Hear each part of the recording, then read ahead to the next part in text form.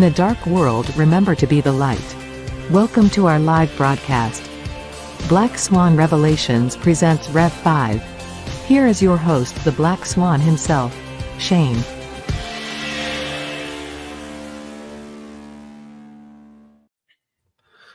All right. Well, welcome to Rev 3, quite possibly Rev 5. We always have two mystery guests. We don't know if they're going to show up or if they're not going to show up, but hey, we're here and it's Passion Week. Next weekend is Easter. Pretty exciting time for Christians because we're reminded, of course, that Jesus Christ, what he accomplished on the cross, that he died on a cross, he rose again on the third day, and that is a big deal. I would argue it's a bigger deal than Christmas. It's kind of like the chicken or the egg kind of thing. Which one came first kind of thing? Obviously, he was born first, but it's to me, the resurrection is everything. If you don't have that, you don't have anything. Like, honestly, We're just another religion like everyone else. So it was important that Jesus Christ was born of a virgin. Yes, that is a priority. That's a priority. You need that. And then for him to die on the cross, he did not pull himself down off the cross. He did not do that. He didn't wiggle his way off the nails and then walk away limping with a spear in his side and show up in front of the disciples and say, "I'm here. I survived. I survived." There's no way that he actually died physically. So welcome to the show, guys. Bob, how's your week been? My week's been pretty good. Just watching everything that's going on right now. I'm really excited for Resurrection Sunday, this upcoming Sunday. And of course, as always, that's a high watch time. Okay. High watch time, resurrection takes place. That would be, of course, if the resurrection took place 3 days after Jesus, his death, burial, resurrection, on the third day he rose. And also around that same time, you also had the graves open up and all the saints came out of the graves, went to the city, showed themselves to many. We talked about that before. If that happened around that time, is that something that Ecclesiastes 1:9 might be pointing at, where there's nothing new under the sun? What is the same will always be the same. Everything will follow the same pattern. Okay, so we see a lot of resurrection narratives around this time of the year and dealing with Passover. Okay, will God continue with that typology during this time? Okay, so once again, this time, like you said, this is the Christians' time of the year. Okay, and if this is the Christians' time of the year and the whole world recognizes that this is the Christians' time of the year, then it would make sense why God would execute the rapture resurrection event at this point when Jesus resurrects. Okay, I think those who will be left behind and those who study Christianity, they'll be able to tie that stuff together. Okay, and they'll say, hey, that makes sense. So when all these people come up out of the graves, the aliens said, well, we brought them up because, we wanted to give them new bodies and we removed all the Christians, put them on a different planet. I was like, yeah, but why'd you do it on Resurrection Sunday? Well, we don't really believe in Jesus. Well, we didn't know it was Resurrection Sunday. So think about that for a minute. Yeah, that's so interesting. it's kind of there's a few holes in your story here, aliens. Okay. Yep. Why'd you do it on Resurrection Sunday? Why did it have to be done at that point? Why couldn't you wait till like July 15th, or it's in regular time? How about during Ramadan, right? Why did you do it during that point? No, you waited till Resurrection Sunday to pull that off. So I'm not saying it's going to happen at that point, but those are the typologies pointing towards that point, which should give us all encouragement about our blessed hope, our soon departure. Okay, so that's our next milestone that we're looking at this upcoming weekend. So very cool. Derrick, welcome to the show, Mr. Long-winded preacher. Thank How you. was your week? Oh, you had to ask. It was good. It was going really good up until yesterday. I tried to do that Passover thing that was It was actually streamed to 6 other platforms besides mine, which I thought would be great. I wasn't doing it for views or anything like that. I just wanted to put it out there for anybody that wanted to learn about the Passover, and it's just such a blessing. I mean, the church that I did it at, they came up afterwards. They offered me a love offering. I didn't even ask. I don't charge to do these things. And I told them, like, I don't want anything for doing this. I told them I'm just going to find someone else in more need than me, and we're going to bless somebody else with it. But that's my heart, is just to be a blessing to people with these Passovers, because it's something I've done for 30 years. And for any of you that may have tuned in and saw the sound at the beginning was really, really, I mean, it was painful to listen to. I listened to it afterwards. I'm like, oh, yeah. You know what? I'm going to cut you off at the pass. Yeah. I don't know if you've ever been into any of those cave tourist things where they show you bats and they show you underground tunnels, whatever. There's a little bit of an echo going on there when they're doing their presentation. Yeah. And I didn't see anybody complain then. Hey, could you get rid of that echo? Because it's kind of echoing in this tunnel here. And they'd be looking around like you're an idiot. Yeah. So I think we're used to this frequency of clarity with the mics. Yeah. But I think if somebody just picked it up and was listening to it with a little bit of an echo in it, I listened to some of it afterwards, and I'm like, you know what? It's not that bad. It's not that bad. It's just we're used to talking like this. More crisp, yep. Yeah, and I think it would be more shocking for you and your voice because you know what your presentation was. Yep. But I think if somebody were to approach it today and watch it, I think they would be like, yeah, there's a little echo, but the content, that's good. I'm glad to hear that, because I just have been consoling myself with how well it went at the physical. There at the church, we had a fantastic turnout, and there were a lot of people ministered to, so that was a blessing. But then I just kind of been consoling myself with saying, the people that needed to hear it online are the ones that God brought to it, and the ones that stuck it out are the ones that God wanted to stick it out. So I know that's the case. It's just, for those of you that did watch, just so you know, what happened was I basically had 90 minutes to set this whole thing up in the blind. I had no idea what the facility was going to be like. I had no idea what we were walking into. I knew that it had some amount of internet connectivity, but I didn't even really know what we were going to deal with there. And when we got there, like I said, we had 90 minutes to set up. My son was with me, who is an IT manager. He was running Cat 6 cables so that we could get, proper internet and everything like that. And what really messed us up was I was doing it with 2 different laptops so I could get a couple different camera angles, as you could see, because there's a lot to show. And I thought, if it's just like this, if it's just the headshot, just looking at me like we do on all these panels, you're going to miss a lot because you're not going to see what I'm doing with my hands, what I'm, So I really wanted to bring you that second camera angle, but I had to use a second laptop for that. And unbeknownst to me, that second laptop had a hot mic that I didn't know. We were just in such a rush, and we barely made it, on time. Really, I could have used another half an hour just to kind of do checks on everything. And so, we got through it, and all of a sudden my son's like, there's an echo. And I thought, okay, well, it is a big room. Like you said, the Bat Cave, it is a big room. I went on StreamYard and I clicked on, I'm like, oh, do I have echo cancellation? No. Okay, let me click that. Let me click. And so I thought, okay, I got this, this should be okay. But there were no speakers. I didn't have headphones. So I had no way of hearing what was going on. And unfortunately, I disabled my comments because, I couldn't moderate, and I didn't know it was going on to multiple platforms. Yeah. So like I said, we got through the whole first part of it. I didn't realize until the intermission, and all of a sudden I was like, this is awful. We got to do something about this. Yeah. Of course, then we had 30 minutes to figure it out. And had we had an extra 30 in the beginning, we wouldn't even had an issue. But I'm glad, it looks like some people in the comments are saying they still watched it. And I'm just glad. If you're blessed by it, then you know what? I mean, I would like to say I'm going to try again next year, but I don't think we're going to be here next year. Like Bob is saying, I really think we are in that season. It could be Resurrection Sunday. I know Shane is kind of holding out. His favorite high watch is Boxing Day, right? I mean, we're looking at Boxing Day. Yeah, could be. I don't know. It's going to be soon. It's really going to be soon. Boxing Day. That's a long ways away, man. That's a long ways away. It's still this year, though. It's still this year. Day after Christmas, right? Yeah. Isn't it the day after Christmas?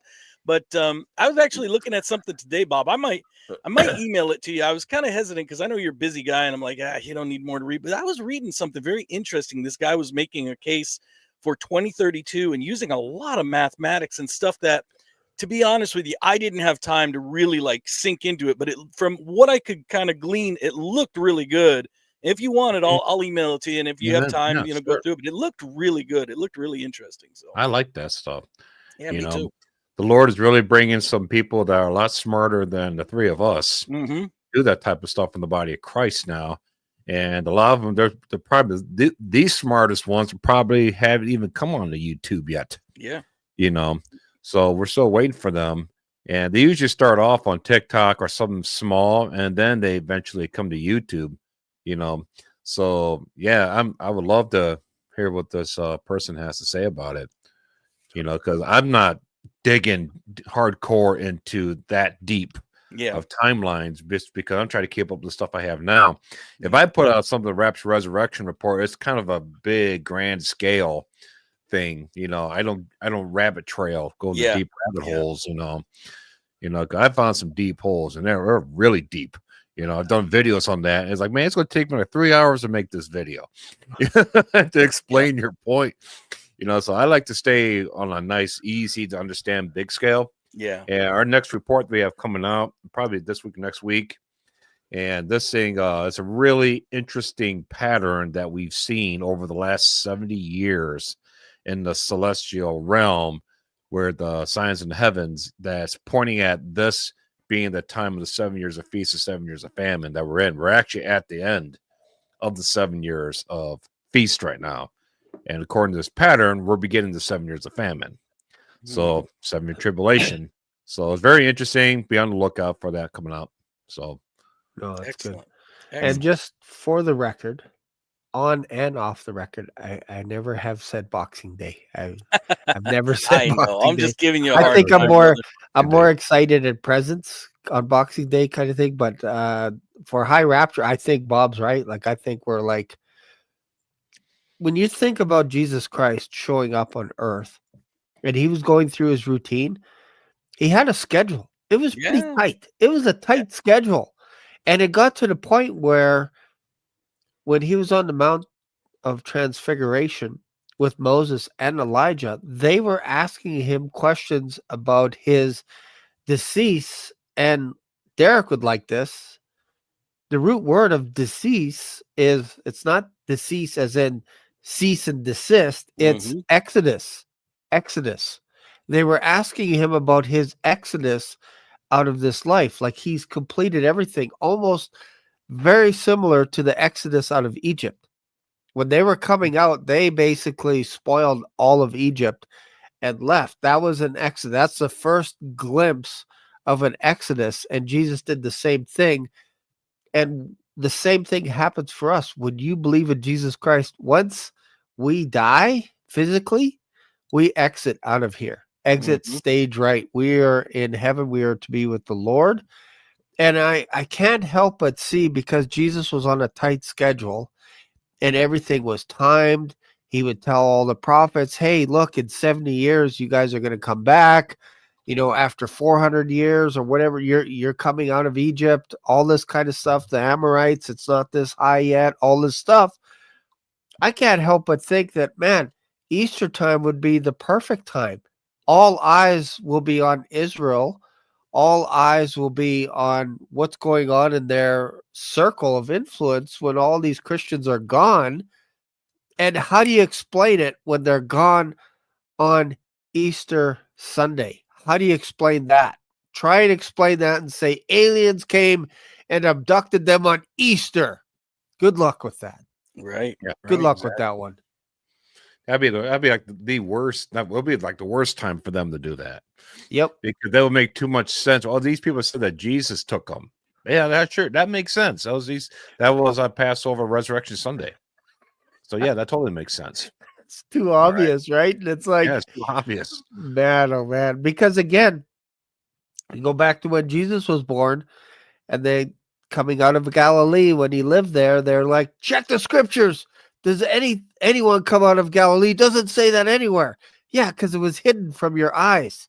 And there's probably things that we still can't pick up on just yet in the scriptures until, like Bob said, somebody that knows numbers really good shows up and they're like, man, it's so obvious. Look at this. No wonder the Christians are gone. It's right here. I think it could be that easy. For us, I'm not so good at math. I have to take my shoes and socks off often. Think about that for a minute, though. Here you had Moses and Elijah. All right. I'm assuming it's Moses and Elijah, or it could be Enoch. I'm not deep. I don't do any deep studies into that, but be it as it may, Elijah was there. Now we know that Elijah is one of the two witnesses, okay, or something like that. All right.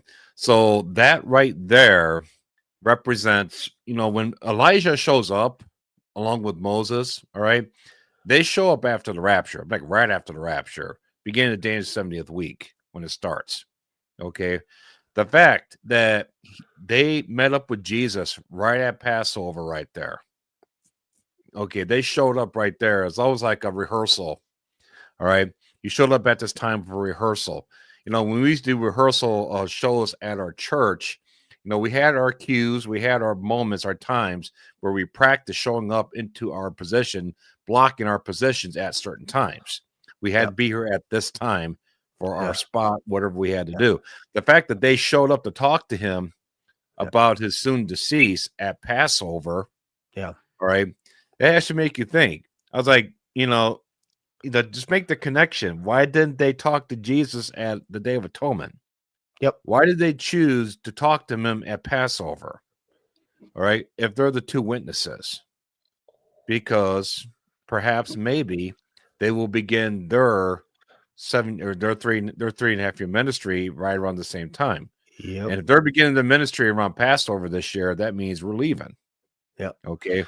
That's how I never thought about that. Yeah, Because it's interesting. They could have showed up at Trump, but they didn't. Anytime, yeah, they could have showed up, but you're right, Bob. Like they showed up at a certain time specifically. And if you think about Hollywood and all this stuff, I used to be in movies and that kind of stuff. And there are times where they would mark the floor, sometimes with a T. They just put a little piece of tape or a little piece of chalk, and that's your mark. Mm-hmm. You have to be there because the cameras are rolling. It would be a waste of a scene if you didn't hit your mark. So it's interesting that maybe it was a bit of a dress rehearsal. Like they're asking him about his decease. And it's like, why did they care? Honestly, like if we're just looking at surface level, why would Elijah and Moses care about the timing of when Jesus was going to die? It's almost like, I don't want to say time collapsed right there or anything kind of bizarro world, but nobody knows exactly what mountain they were on. They don't know. They can't pinpoint it. They just know they walked down and Jesus is looking to Peter, James, and John and saying, look, the vision that you saw up there, don't tell anyone until after he rose from the dead. So why would he tell them to hold off on that vision just for a little bit? Because he had to make sure that he was on time with his death. You couldn't start preaching that going, we saw Elijah and Moses. We saw. Look, they were there on the mountain, whatever. But you could do it after the rapture. When we're out of here, you could start going, hey, look, I just saw Moses and Elijah. Where? Well, they're in Jerusalem right now. Rain and fire coming down from heaven. Anyone that's trying to attack them, they are performing a smoke show on everyone. And think about it too. It's a 3.5 year ministry, right? For the two witnesses, not 3 year ministry. It's 3.5 years. 3.5 years. Yeah. So if they start now, that will put their exit at the fall feast, right at the Feast of Trumpets, Day of Atonement. Okay. Yeah. Now think about this for a minute. If the two witnesses are called up to heaven at the Feast of Trumpets, which will make sense. Okay. Sometime after that, you got the 10 days of awe that goes up to the Day of Atonement, which represents judgment. Okay, and what comes after the two witnesses after they leave? The 7 trumpet judgments.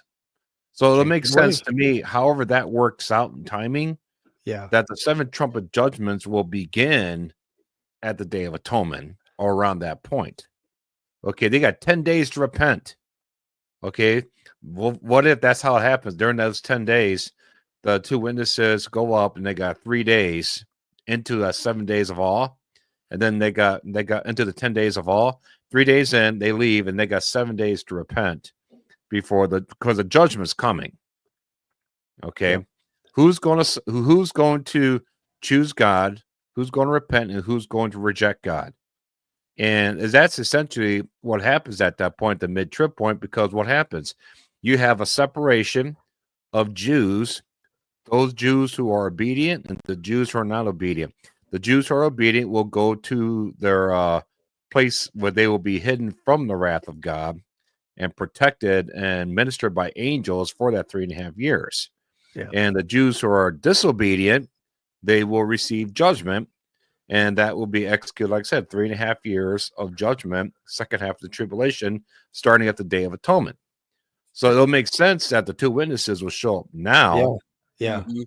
You know, And when is, not that Trump is the Antichrist. Let's just be clear about that. Not that he is.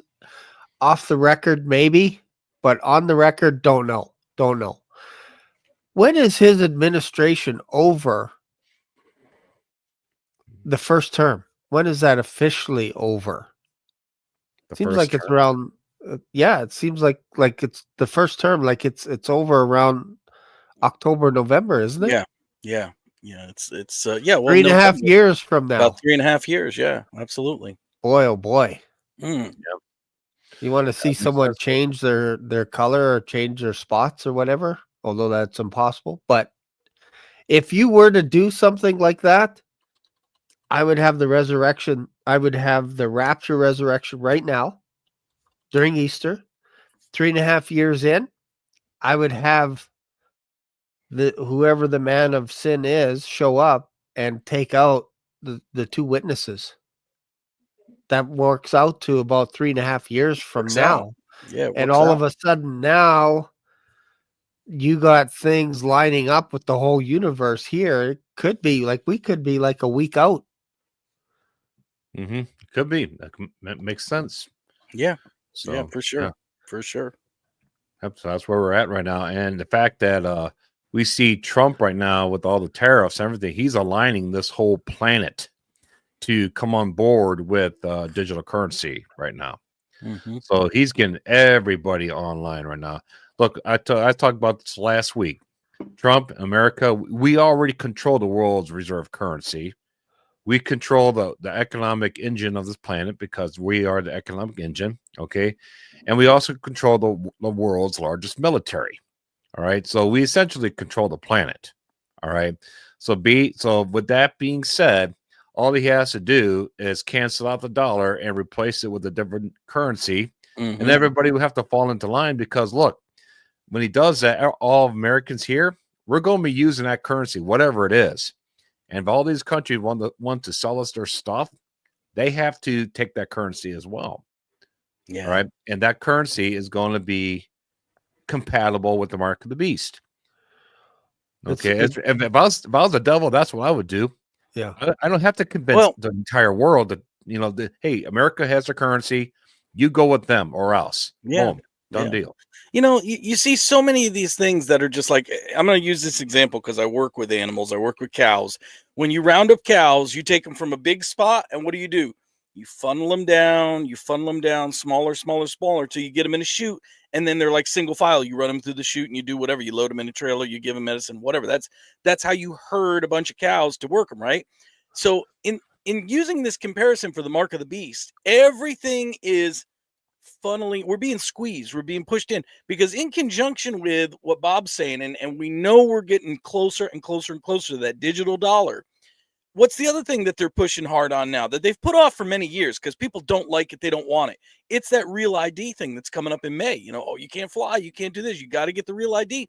And because I was actually just talking to my brother today on the phone, and he was talking about someplace he's flying to, and he's like, I'm wanting to say he's flying Frontier or something. He's like, yeah, Frontier, they got really cheap flights if you want to go.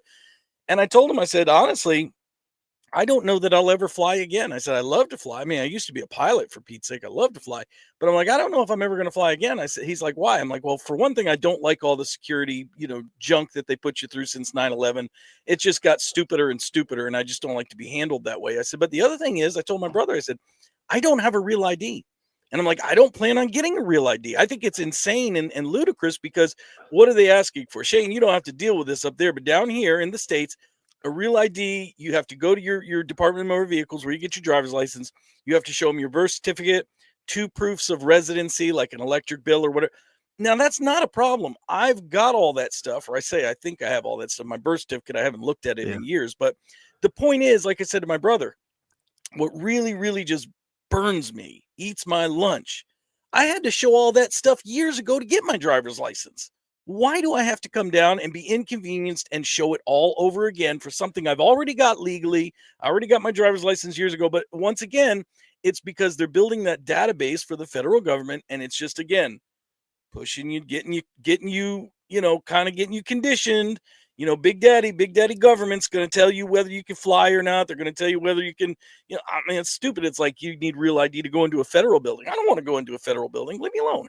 It's like, if I go into a federal building, it's because they're dragging me in there. I don't want to go, so, what, I mean, you're going to call me to be a witness in a federal, hey, I don't have a real ID. Guess I don't have to be a juror or whatever, or witness, that's too bad for you, but the point is, that's what they're doing, is they're funneling us into this system, where everything is pushing towards it.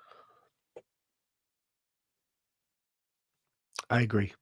I think there's something to that. In my head, I'm picturing my wife's dad used to haul pigs off to the meat shop and all this kind of stuff, and it was not easy herding pigs. It is not easy. They back into you, and you prong them with the little electric prong and all this stuff. They just get worse.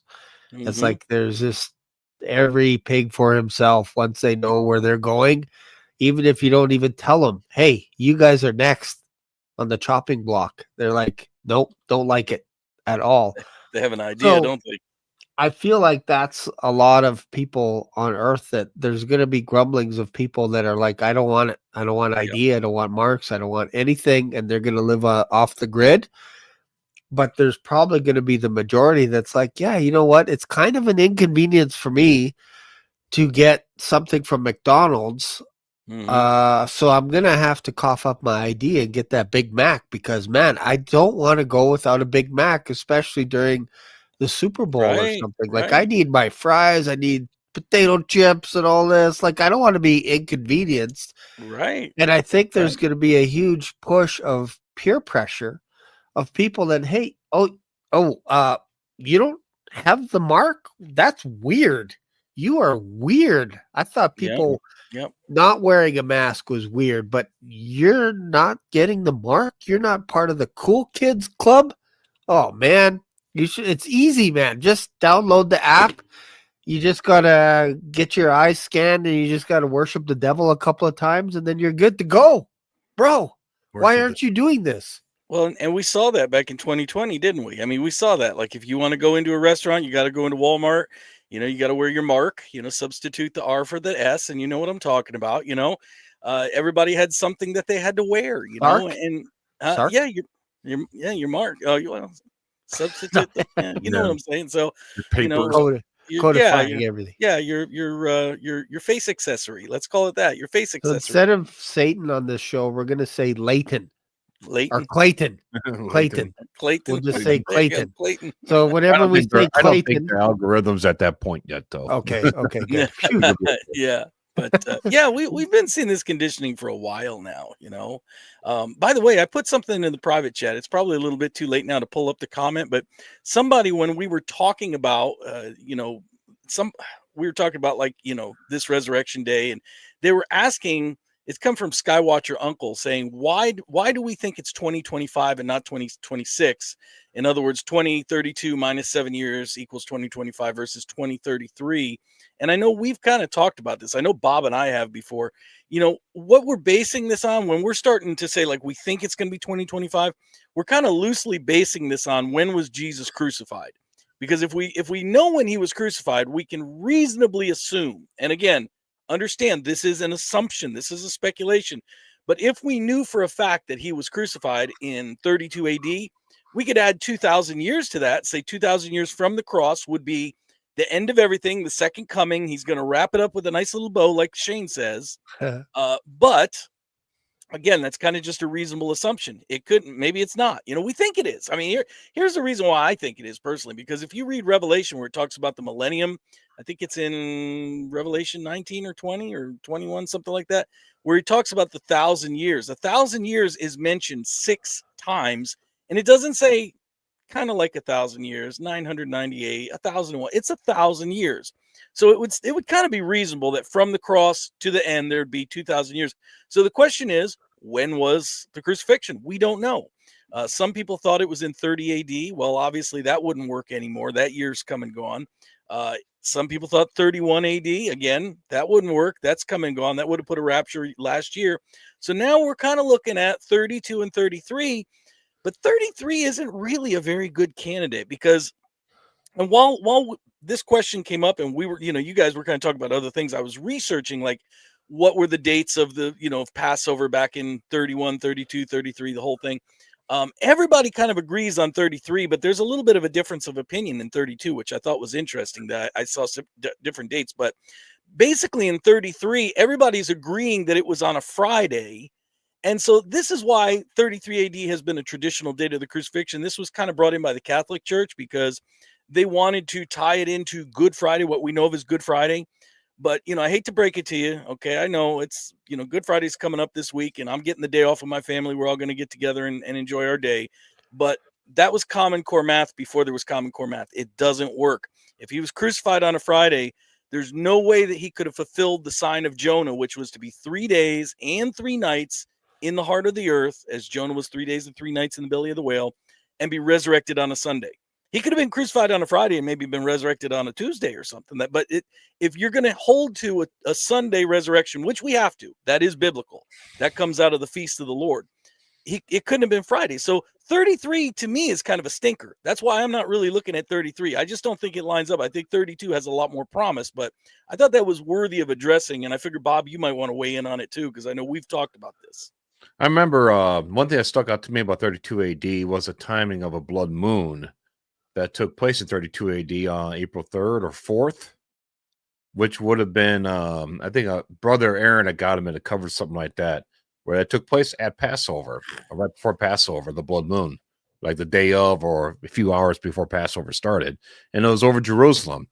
So the chances of a blood moon being in the exact same location 1 year later is impossible. Right. Mm-hmm. That's never happened. Okay, just way the earth moves and the moon moves. You might have another blood moon the next year, but it won't be in the exact same position. Okay, so there was a blood moon in 32 AD at Passover in Jerusalem, over Jerusalem. Okay, so with that being said, now could that have been the darkness that they talked about? They said a solar eclipse. Well, you can't have a solar eclipse and a blood moon at the same time. That's impossible too. Right. So the blood moon was in position, and I actually looked it up, and there was a blood moon. So the blood moon was in position, but where did the darkness come from? We can speculate on that. But be it as it may, there was a blood moon at Passover over Jerusalem in 32 AD. Okay, so I think 32 AD is our absolute best prediction. I think right so now. too. I think so too. I mean, the other thing too that, honestly, I will admit to this. I kind of overlooked this. I kind of ignored this because back in 2023, when we were kind of looking at 30 AD as a potential crucifixion date, we were all like, oh, if it was in 30 AD, then it would be 2023 would be the rapture. Wouldn't that be great? And we were looking at sources like, for instance, there was some rabbinic literature that said like that, all this stuff that used to happen at the temple, it stopped happening 40 years after the crucifixion. So we know that, like 70 AD, Jerusalem was destroyed. And we're like, okay, well, let's subtract 40 from, the whole thing. You came to 30. So I'll admit I was kind of excited about, 2023 and then 2024, there were cases, but I kind of willfully forgot about this. That also the other thing that points to 32 is Sir Robert Anderson. And this information has been around for an awfully long time. Sir Robert Anderson, you could Google him. He was like the royal astronomer of Great Britain or something like that. He worked for the Royal Observatory or something in Great Britain, but he was also a biblical scholar. And he was, if I'm not mistaken, I think he was the first one to take the decree of Artaxerxes, which decreed the rebuilding of Jerusalem, because Daniel said, he looked at Daniel's 70 weeks in Daniel chapter 9, and it says, from the decree to rebuild Jerusalem until Messiah the Prince, there will be, 69 weeks, 62 weeks plus 7 weeks and the whole thing. He calculated it out. And from the decree to rebuild Jerusalem, I think it works out. I think the 69 weeks of years is like 173,880 days, if I remember right. But he calculated out from Artaxerxes' decree to rebuild Jerusalem to Palm Sunday on 32 AD is exactly 69 weeks of years using a 360-day year, which is considered to be like the prophetic year. Because when God talks about the tribulation, he talks in terms of 1,260 days, 1,290 days. These all fit into a 360-day year. So there's that too. There's that Robert Anderson calculation that certainly makes it look like he figured out that 69 weeks of Daniel. But then Palm Sunday, like we've talked about, Bob and I talked about, God hit the pause button because Palm Sunday they rejected him as the Messiah and he was crucified instead of being accepted as Messiah. So, which that's an interesting rabbit trail to go down too, Shane. Like you talk about, the different things like the time, up there on the Mount Transfiguration stuff, because people have talked about this too. When Jesus came on Palm Sunday, which is today, right? On our calendar, today's Palm Sunday. When Jesus came on Palm Sunday to Jerusalem, riding that little donkey, that was a legitimate offer for him to be the king of Israel. It wasn't like a phony baloney offer. This was legitimate. Now, they chose to reject him. And of course, we know what happened. They nailed him to a cross. But a lot of people have asked, what if they would have accepted him as Messiah? What if the Pharisees and everybody would have been like, yeah, okay, this is right. This is the Messiah. What would have happened then? And I've heard people say, and I think this is just interesting for discussion purposes. I've heard people say that if that were the case, then probably what would have happened is instead of the Jews handing him over to Pontius Pilate, the Romans would have just had an uprising thinking, oh, the king of the Jews has arisen. And the Romans would have seized him and put him to death anyway, because he had to be put to death in order to atone for our sins. It just would have been like a whole different timeline, the way things would have played out. And then I guess he would have still, been in heaven for the past 2,000 years before he comes back. I don't think he would have been nailed to the cross and then just come back immediately. But it's just interesting to think about if the Jews had accepted him at that time, what would it have been like? But ultimately, God's plans would have been the same. That's a good discussion. Like I've often thought about that as well. And it's almost like there's two ways that you go with this. One, out of all the times in the history of mankind, Jesus was crucified at that time frame. Today it would be electric chair or who knows what, right? Like in our country, you go to jail for a few days and you come back out. Doesn't matter how heinous the crime is. But back then, crucifixion was kind of a stamp of this was pretty bad to criminals, thieves. This is how we treat them and all this kind of stuff. And it mirrors what was done in Joshua's day when he was basically crucifying. I think he was the guy that invented it in some way. He was putting people on trees. He put 31 kings on a tree. And the rule was you got to take them down at the end, because otherwise it'd be like a curse or whatever. And so Joshua, that was his habit. When you read the book of Joshua, he did that to the first bunch of kings. And then later it says he put these people on a tree like he did at the beginning. So he hung 31 kings and then threw them in a cave and put a stone over it. So I think back then the devil was like, one day I'm going to remember this. And if you ever come to earth, I'm going to do what you did to my kings that were here in Canaan, because they were running the show and you interrupted that. I'm going to crucify. And I think he had that on his mind for a long time. And then the other thing is, when you think about timing and stuff, where Jesus had to die, he had to bleed out. He couldn't age to 120, 150, 200, 300 years, because that doesn't work if he just died with his brothers around him and everyone gathering around, and then he just closes his eyes. That doesn't work. That's not atonement. That's not a sacrifice. So I think he picked a fight at the right time to cause them to be so mad in their head that they're like, we got to kill this guy before the Sabbath coming up. Like, we got to get rid of this guy, because they were always arguing about it before, like with John the Baptist, like, we can't kill him, we're going to get stoned and all this stuff. But when it came to Jesus, like, we got to get this we got to get him into the Romans' hands quickly, because we still want to partake of the Passover. Like, we want to have our meals. We got everything planned. So it had to be done before Friday, like before Friday night, because Sundays too, that starts a whole nother thing. So they're like rushing this thing through. And I think part of it was because Jesus turned over the money changer tables. He's picking a fight and all this. And they're like, yeah, we got to get rid of this guy. This is ridiculous. Look at all the people that just are following him on a donkey here. Like, we don't have much time left. If we don't do this now, if we don't get rid of Jesus now, he's going to be the king. And it's going to be very tough for Rome. Who knows what was going on in their head? But Jesus knew that if he picked the fight at the right time, within a week, they're going to execute him. Yes. And it couldn't be when he's 40 years old, 60 years old. And why was his ministry only 3.5 years, arguably? Like, why didn't his ministry start when he was 40? That seems like a good time. Why not 40? Why did it start roughly around 30? And why was his ministry like cut short, or that time frame? Those are interesting kind of dynamics. He didn't start at 18 or 19 or 21. He started at approximately 30, which again, if you go into the Old Testament, that's when the priests started, 30 to 50, and they can retire full pension, guaranteed full pension. They're done, right? And then they can just hang out. But I find it interesting that I think there's a marker that Jesus started his ministry right at 30 years old.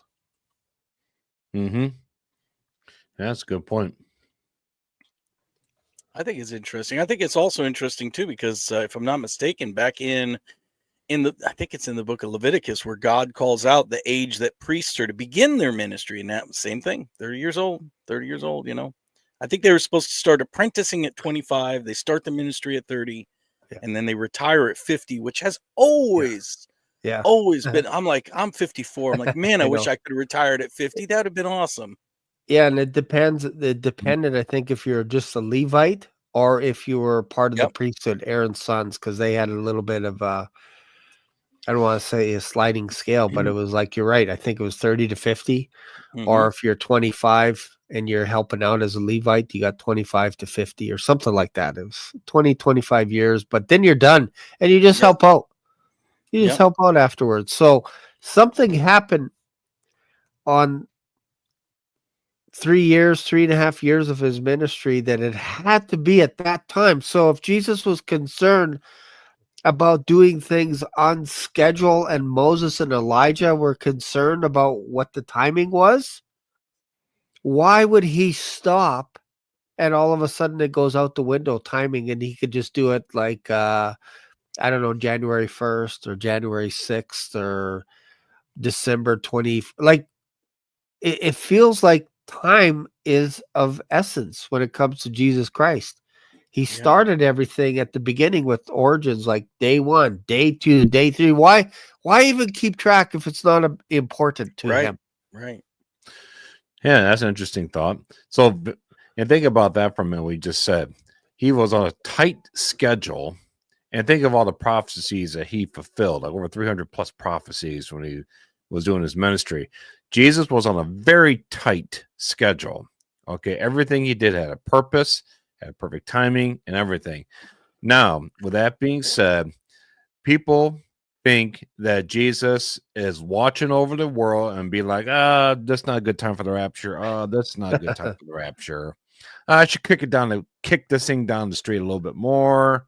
Maybe put it over here. Okay, that goes to show you the rapture resurrection event is stationary, like I've always said. This whole thing, the Bible talks about these angels that are loosed for they're loosed there for a specific year, specific month and week and hour. All right, that hasn't changed. God set that in eternity past too. Okay, so there's your example of time when God creates a timeline that we're living out right now. Those angels are right on schedule. They will be released at the time they're supposed to be released. That never moved. So if that never moved, then the rapture resurrection event never moved either. Exactly. And there is a case that you could build a strong argument for Bob, in the Old Testament, that there were people that were trying to speed it up And God said that they were wicked because they're like trying to cause things to happen sooner. It'd be like somebody saying, you know what? If the Lord's going to come, instead of waiting 7 years or 10 years or whatever, let's cause a nuclear explosion right now. Let's speed this thing up. Let's speed up prophecy. And God called that wickedness, because you can't change the schedule of what God has. So if the rapture is a certain fixed date, like you say, Bob, and I agree with you 100%, I can't do anything to move it along faster, slower. I can't, and I don't think anyone else can. The rapture is going to happen, like Repo Man said, when it happens, even though we got all kinds of timelines and guessing and whatever, it's going to happen exactly when it was supposed to happen. But it could be this weekend coming up. It could be this weekend. Like it starts, pieces start coming together like a little Tetris, and you start putting all the blocks and you're flipping them over and you're like, man, this doesn't fit. And all of a sudden, blink, blink, blink, blink, blink, blink, blink, blink, boom, the whole level collapses. And you're like, wow, I didn't see that. And and then you start all over again. Right. But Tetris is kind of like, I just dated myself by using Tetris. I could have used Pong, but I would have lost half my audience if I started using illustrations from Pong. Yeah. I remember Pong. Here's another thing too, when you think about the rapture and the potential of it being on Resurrection Day, which was the day that he rose from the dead. I think we should just all take pause and consider, when the rapture happens, we kind of, I don't, maybe this is just me, but like, we are so eager for the rapture to happen. Like, in a sense, we kind of make it all about us. Like, this is the generation, like, oh, we're suffering so bad, Lord, come get us, we need to get out of here. And all that's true, by the way. I'm not saying that's not true. But we kind of tend to make it all about us, and it's really all about Jesus. That rapture is going to be there to glorify him more than anybody else. I mean, the resurrected saints, they're obviously going to come out of the grave before we ever get raptured. So they've been waiting a whole lot longer than we have for it. So it's about them too. But when it all boils down to it, it's all to bring Jesus glory.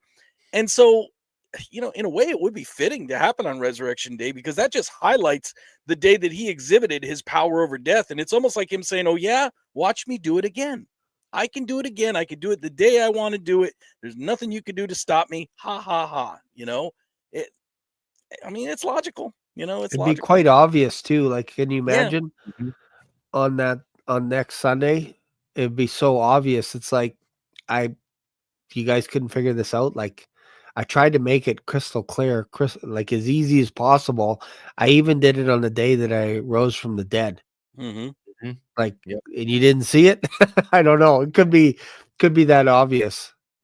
Well, and it's interesting too. I mean, just again, we could sit here and prognosticate, make cases for almost any day, if we focus on one day, but there are so many different things that point towards Resurrection Sunday too.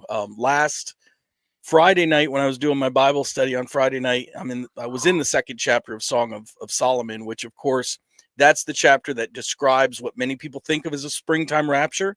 The groom says to the bride, rise up, my love, rise up, my fair one, come away. Lo, the winter is past. The spring is here, the rains are gone. And a lot of people see that as a picture of the rapture. And very rightly so, by the way. I mean, that is, it very is rapture-like. And so afterwards, when I was having my little discussion afterwards, Ingrid came on from He Calls Us Friends, and she was telling me a lot about, what she's kind of been studying, the number 117.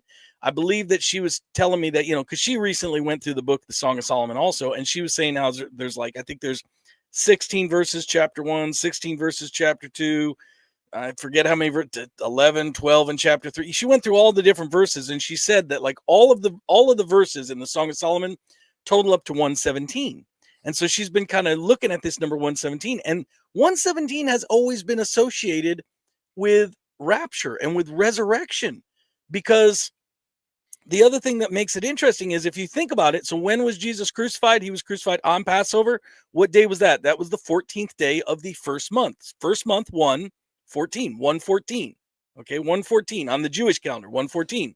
So if he was resurrected 3 days later, what day would that have been? the 17th day, 117. So there's a strong association with that number. And I actually came across something else today that I sent to Ingrid. I don't have all the information now, but I found it on a website, and this person was going through 117s like crazy in the Bible, all this stuff that's happened that relates to that number 117 for resurrection. So, again, we don't know, we just watch and pray and, hope that it's soon or very soon. It could be next Sunday, or it could be any day between now and then would be just fine with me.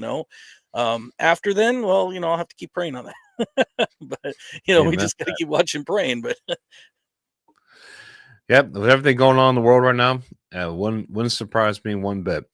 I believe there's a gap between the rapture and the beginning of the 70 tribulation. And right now, there was if that was to happen, then if the rapture happens right now, then there's a gap until the fall feast. That would make sense. So I think once we get to the fall feast, then that's 7 years. 7 years later puts us in 2032. Okay.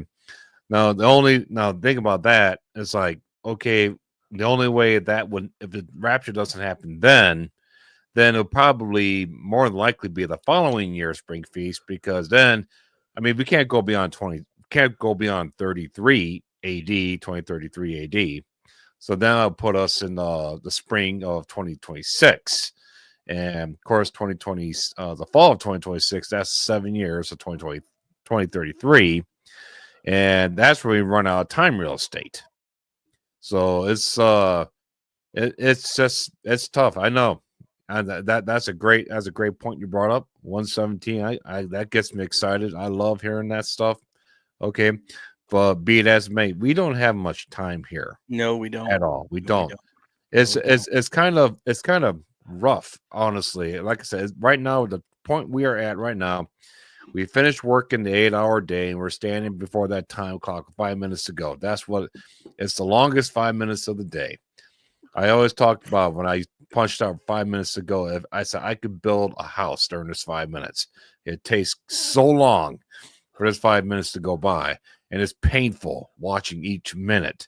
You try to go and have a conversation or do something, and it's painful because, okay, that was 34 seconds for a conversation. Go back to the clock again, So I think that's just where we're at right now, and it's tough. Especially if you're a watchman. Okay, I've been watching for how many years now? Since 2004. All right. Yep, absolutely. And I guess if I put that in perspective, it's like, well, Bob, you did 20 years, 21 years so far. What's another year? You'll be okay.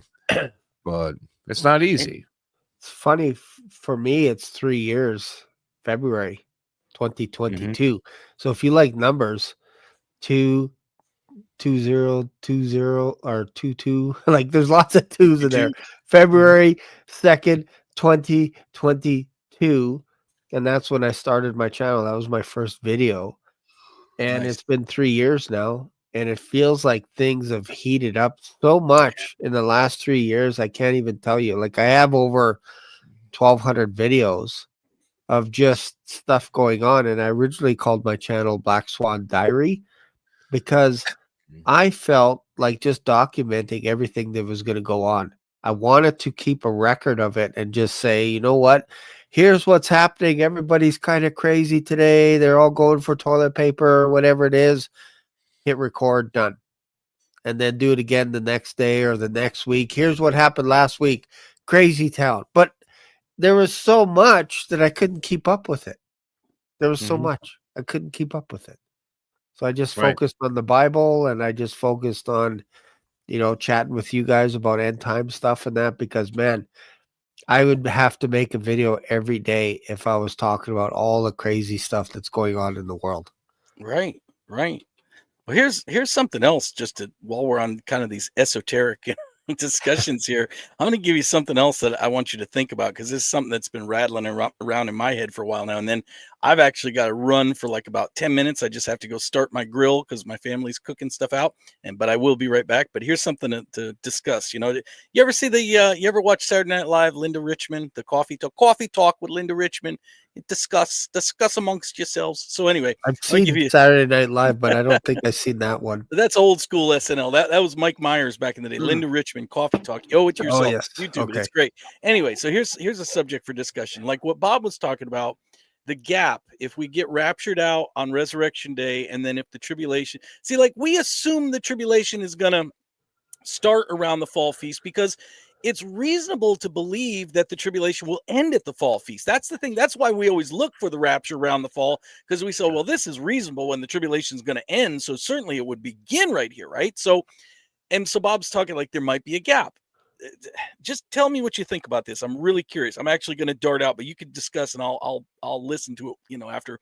What if Thanks a we, lot. well, Thanks. yeah, You I know. start, and then it's like Drop a I'm gonna bomb give on you a real and then I'm gonna leave. this is good though. What if we got raptured out?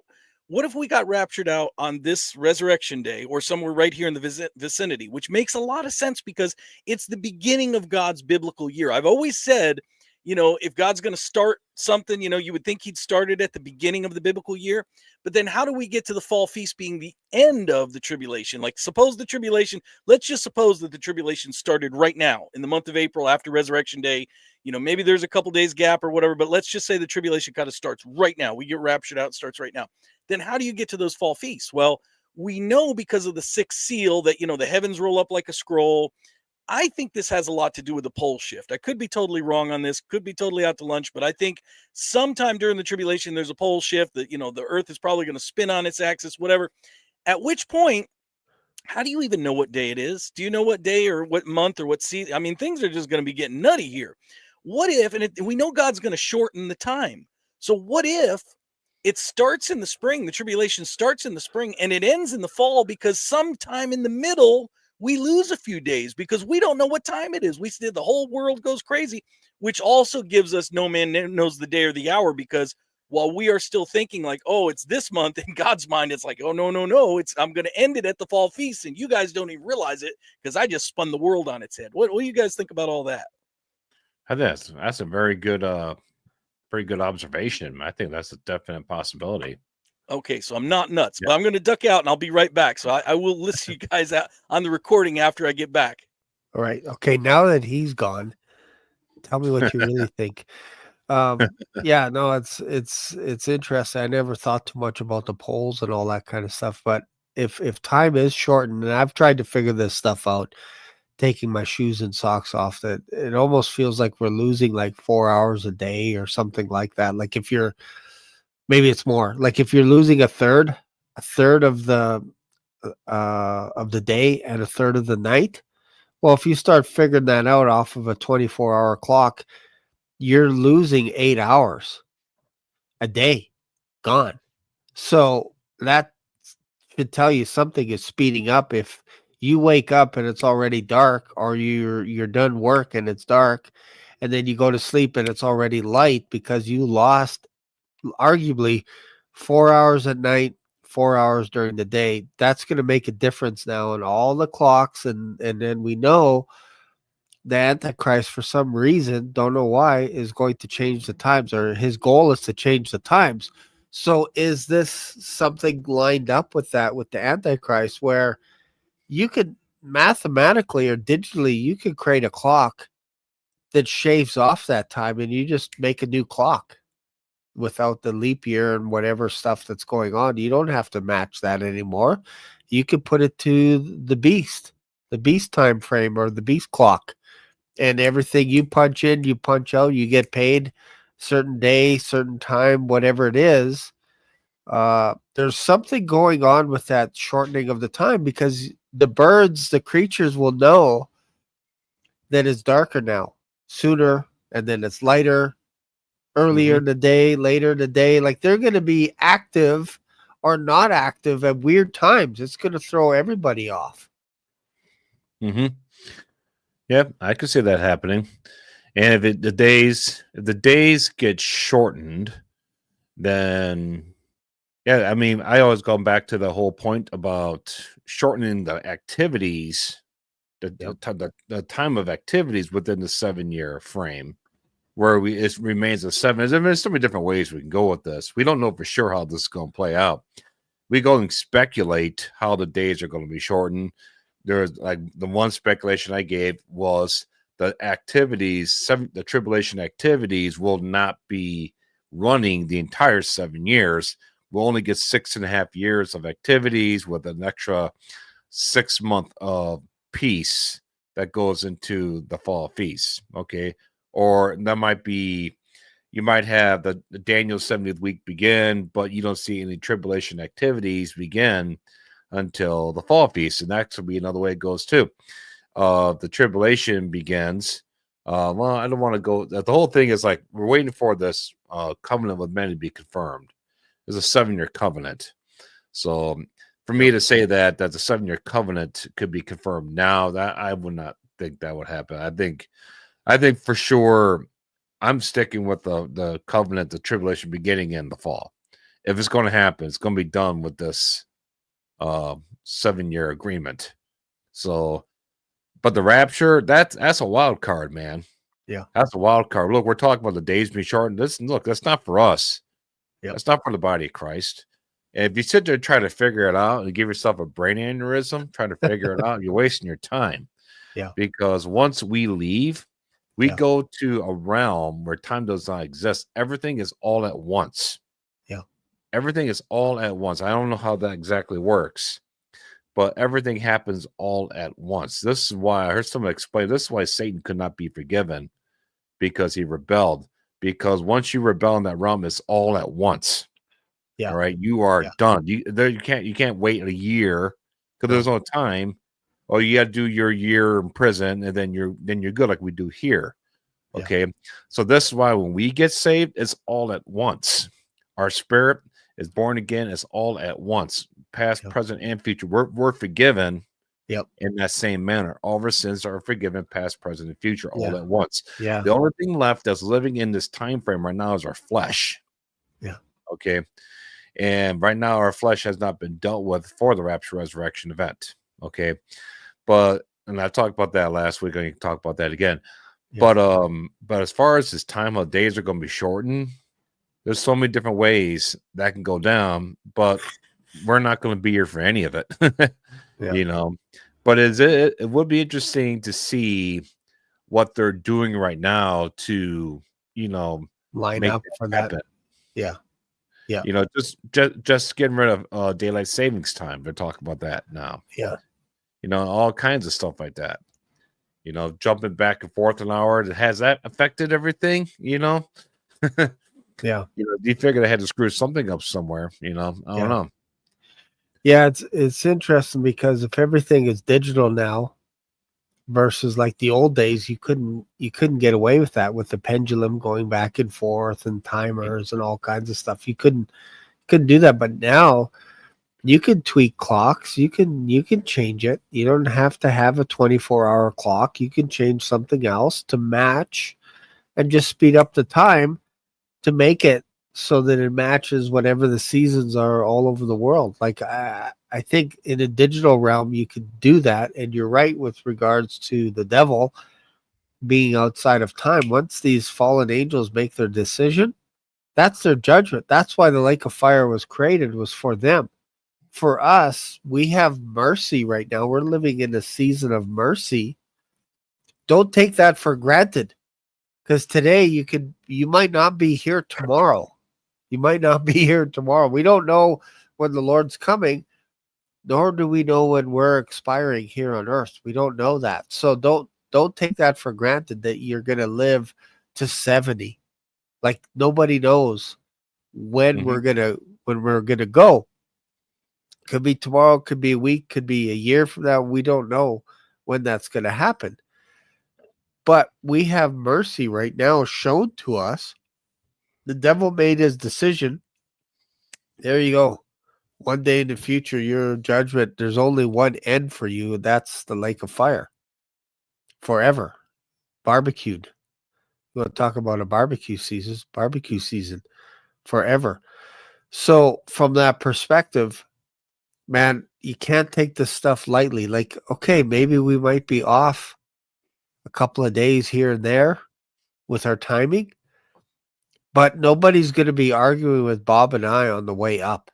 Nobody's going to be like, oh man, Bob, you were right on. And Shane, you were off by 4 hours or whatever. Nobody's going to say that. And right now, we're 99% wrong all the time. We're always going to be wrong about predicting the rapture until it happens. Just like a black swan event. No, it's impossible to predict a black swan event. That's why it's called a black swan event. Otherwise, it'd be like a white swan event, and you could just call it every day. Call it, but you can't. That's the DNA of a black swan event. You can't see it coming until after it happens. Then you look backwards in time and you go, oh, we should have saw it coming. This is how the rapture is, the greatest black swan event of all time. We're going to look like idiots all the time until we get to heaven. Right. And then we'll only be able to pat ourselves on the back, and we probably won't even do that. We'll be so excited where we're at, but we're always going to be wrong here on earth. We're always going to be wrong. Everybody's going to mock and say, you said last night, you said yesterday, you said last week, last year, whatever it is.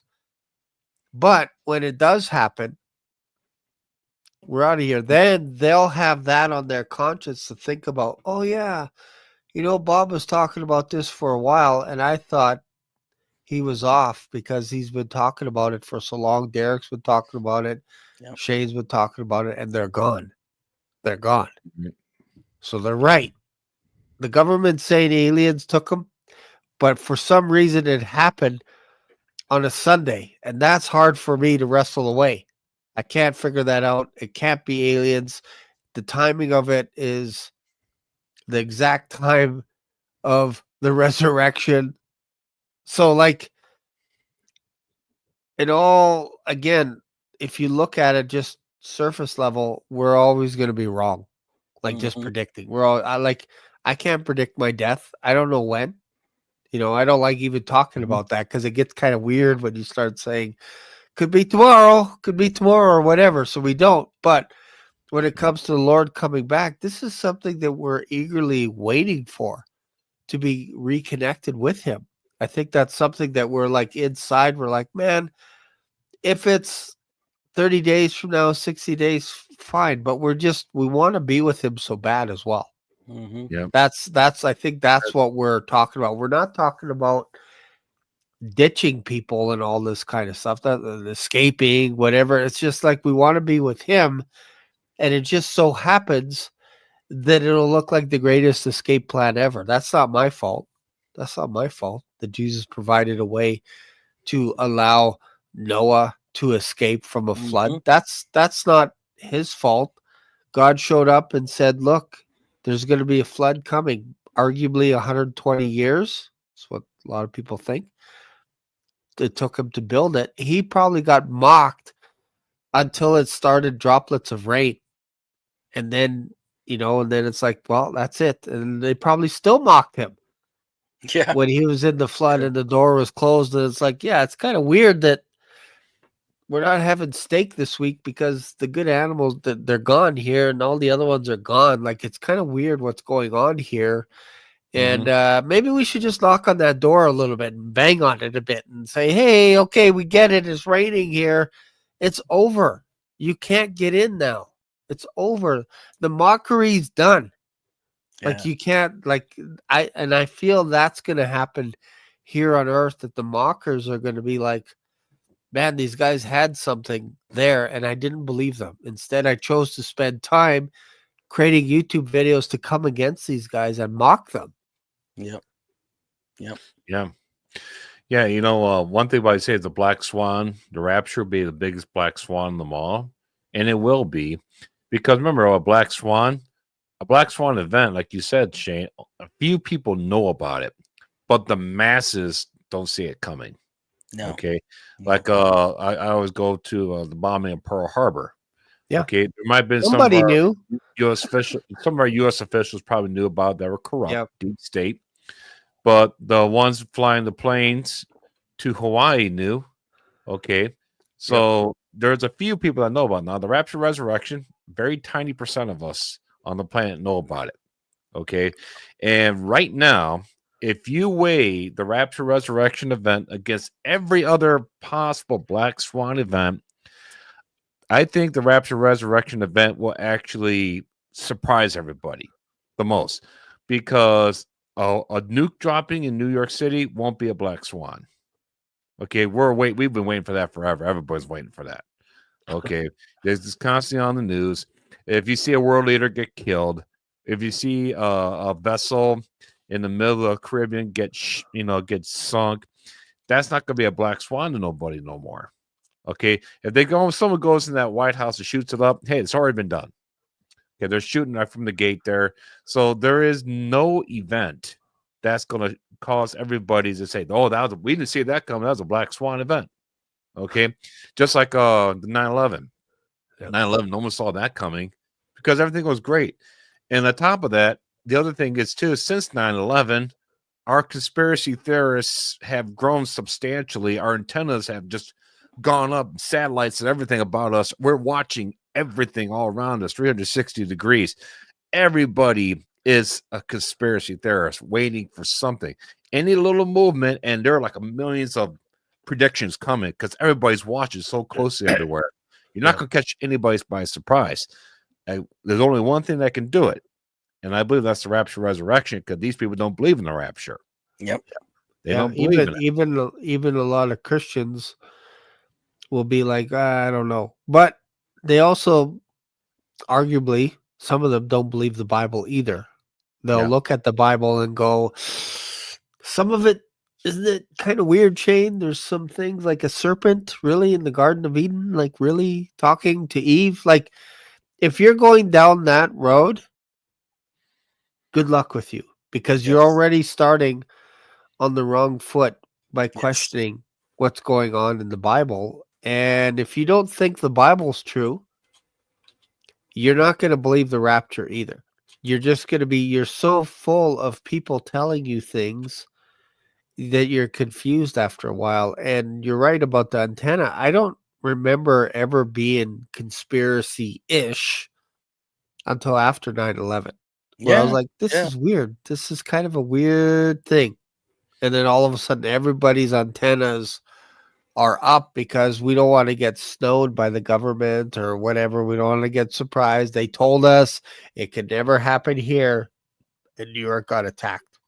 And how do you guys feel about the level of transparency that we have had since Trump came into office? I mean, he's already been in office, I think, like 80 plus days, so he doesn't have much left to his first 100 days in office. And they did release the JFK stuff, but my understanding was, unless you have AI to review it, you're not going to understand what's in there anyway, because it's a bunch of just random garbage that they threw out there, like pages and pages and pages of random stuff that nobody really knows what it's saying anyway.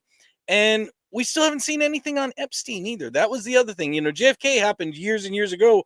A more recent thing is what's going on with Epstein and Ghislaine Maxwell and all them. And there's certainly conspiracy theories surrounding his death. Now, whether you believe him or not, that's up to you.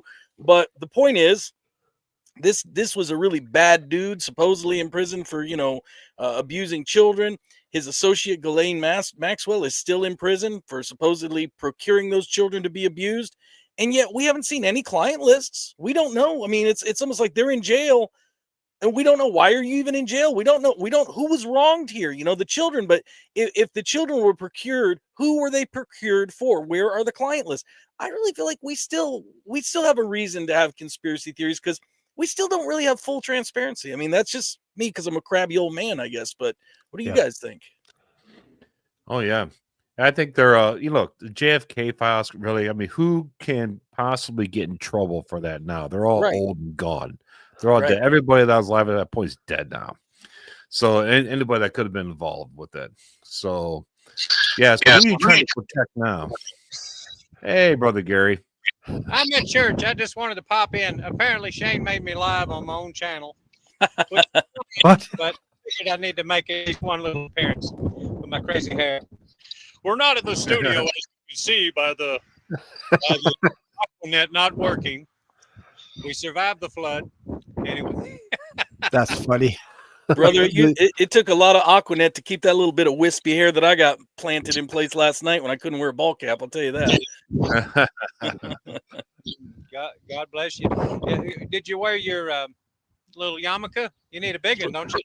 For about 5 minutes. Yeah. I told everybody I'm gonna play dress up for 5 minutes and that's it.